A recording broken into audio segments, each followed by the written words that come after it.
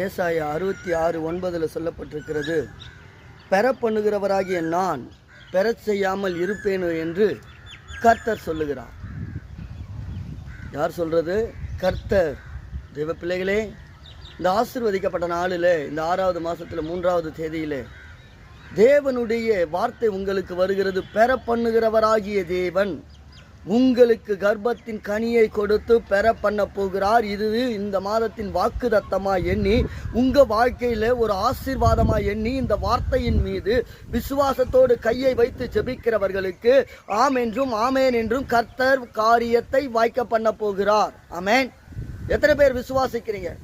பெற பண்ணுகிறவராகிய தேவன், கர்ப்பத்தை கொடுக்கிறவராகிய இயேசுநாதர், அவர் தான் சொல்றாரு, கர்த்தர் தான் சொல்றாரு, பெற பண்ணுகிறவராகிய நானா பெற பண்ணாமல் இருப்பேன். சோர்ந்து போகாதீங்க. மருத்துவமனைக்கு போயிட்டு